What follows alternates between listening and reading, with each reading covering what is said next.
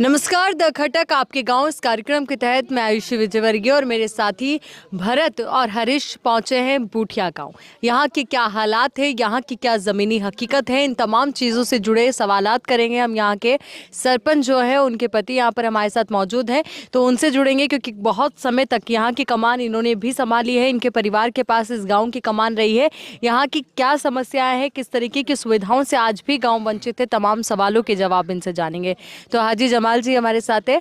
तो सबसे पहले आपसे मैं जानना चाहूंगी, आपके गांव में अगर आप देखें कि आपके कार्यकाल में क्या विकास हुआ है, तो कौन कौन सी बेहतर चीजें हैं जो यहाँ पर हुई है? यहाँ पर विकास तो वैसे पेयजल के बारे में घरेलू टांके हैं, कोई खेतों में टांके नरेगा के हैं। उसके अलावा भी जहाँ स्कूलों में कमरों की कमी है, कहीं कैसे भी हर जगह वो सब वो चल ही रहा है। मनरेगा के तहत गांव के कितने लोगों को रोजगार मिल रहा है? गांव के लोगों को काफ़ी जो भी रोजगार के लायक थे उन सबको मिला है।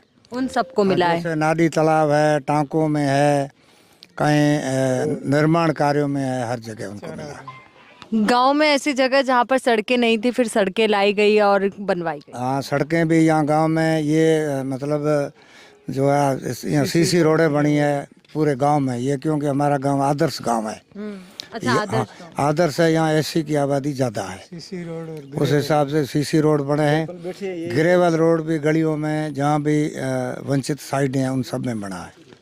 चलिए, हम जहाँ बैठे हैं वहाँ पर भी सीसी रोड का निर्माण कार्य हुआ है। हाँ, तो सब मनरेगा के तहत जिनको काम मिलना चाहिए था उनको भी काम मिला है ना? बिल्कुल सबको मिला है। जो भी हमसे हो सका, जो लोग पूर्व के सरपंचों से वंचित रहे थे, हमने उन लोगों का काम सबसे पहले प्राथमिकता दी।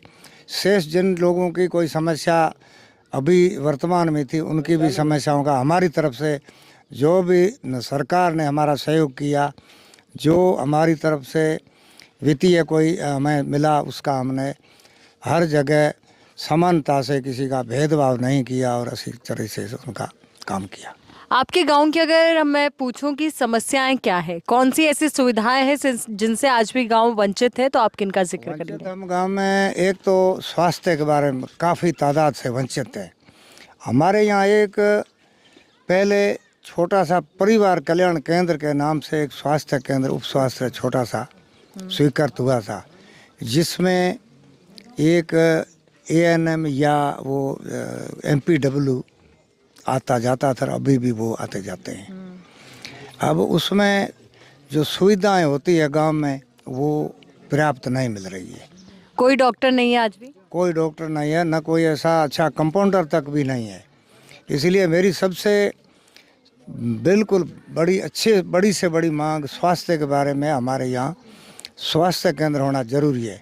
उसका कारण जैसे पीएचसी आप समझो, चाहे स्वास्थ्य समझो, उसमें क्या है कि हमारे जो पड़ोस की पंचायतें हैं, जैसे चाड़ुआ, तो चाड़ुआ के गांव भी सीमावर्ती क्षेत्र से लगते हुए वो यहाँ सम्मिलित स्वास्थ्य के बारे में आ जाते हैं। कितने लोगों को लाभ मिलेगा अगर यहाँ पर कोई बेहतर स्वास्थ्य केंद्र मिलता है? यहाँ से बेहतर है तो सजन के पार से लगा करके, जो सजन का पार पंचायत 1, चाड़ुआ तख्ताबाद 2, पादरिया पंचायत 3, और भी पड़ोसी जैसे भिंडे का पार पंचायत है, उनके जो सीमाड़े के कुछ चौटन तहसील रमज़ान की गपड़े वगैरह, वहाँ से भी, क्योंकि यहाँ एक बॉर्डर रोड जा रही है, सड़क नंबर रोड, जो भारतमाला के नाम की है, एक दूसरी अलग से सिस्टम की है।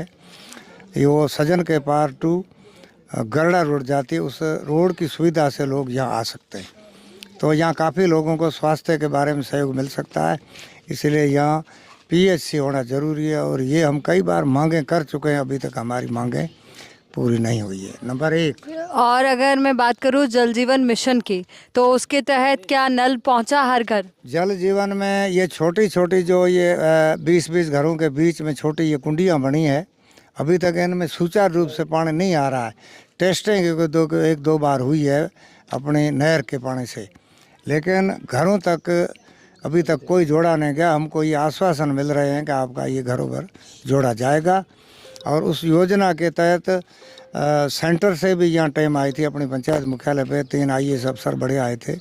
यहाँ का भी कलेक्टर था, एडीएम था, यहाँ का एक्सियन भी था, एसी भी था, सभी आए थे साथ में। उन्होंने भी हमको ये सब चीज़ें बताई थी, लेकिन आज तक उनका जो अभी होना था वो हुआ नहीं, क्योंकि हम एक टैंकर गरड़ा रोड से यहाँ मंगाते हैं पानी का तो 2,500 रुपये हमसे ले रही है और 5,000 रुपये तक सजन के पार तक लेती है। जो सजन का पार इस विधान क्षेत्र का पुराना ये था, अब संविधान से आगे भी चली गई है, वहाँ भी लोग पानी की समस्या में फंसे हुए।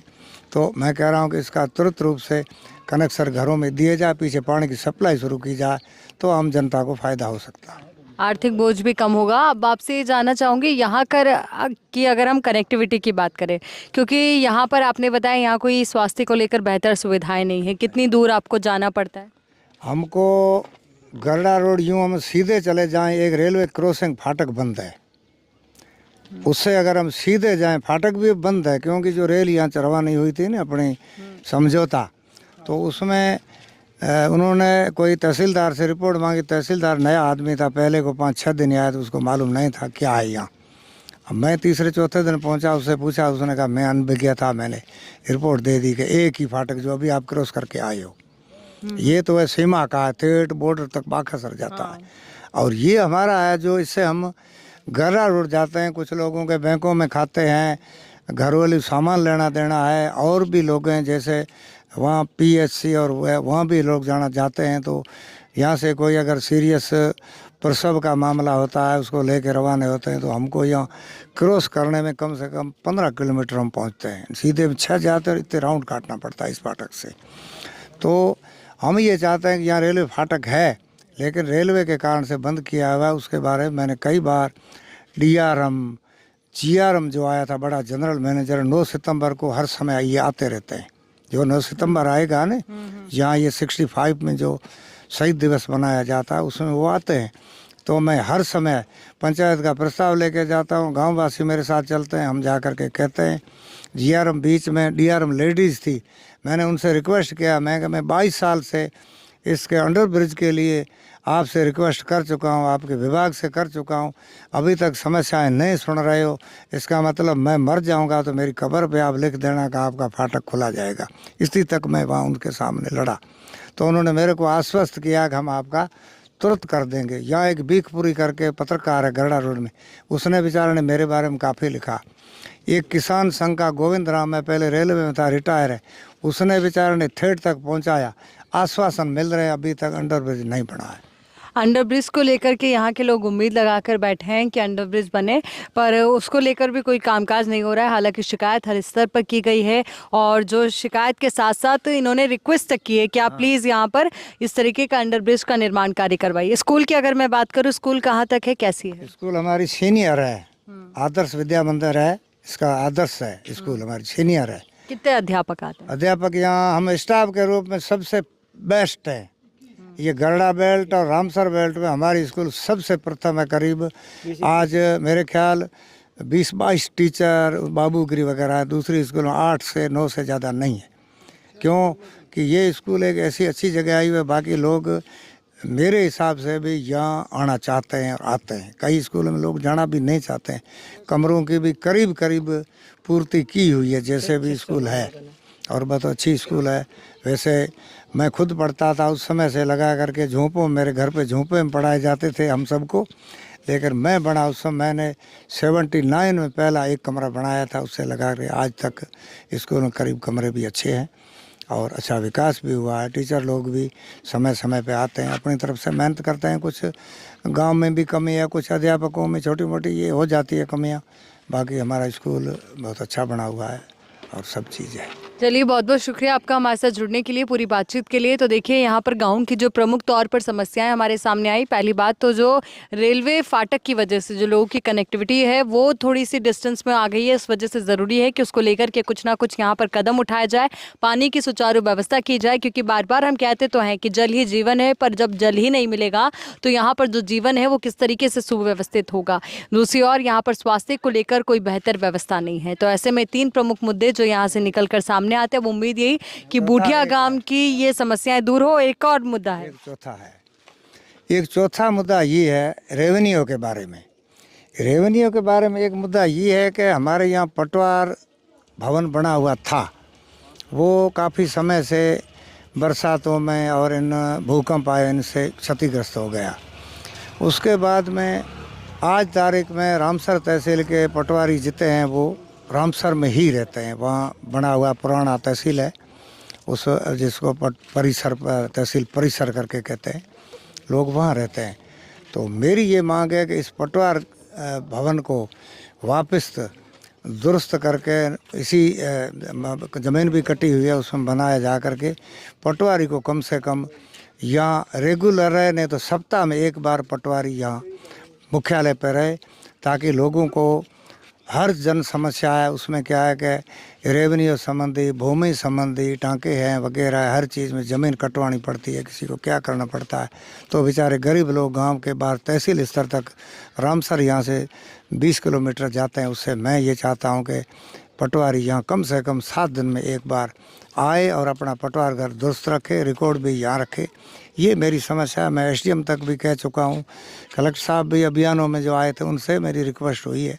तो मैं आपसे भी निवेदन करता हूँ, आप भी जिला मुख्यालय में जिला कलेक्टर साहब को, राज्य सरकार को ये सूचित करें, ताकि जितने भी पटवार हैं घर, वो बेचारे छोड़ने से, जिनमें कोई वस्त्रा नहीं होने से अंदर बकरियां घुसती है, टूटे हैं, ख़राब हो चुके हैं, उनको संभाला जाए, क्योंकि सरकार की संपत्ति है।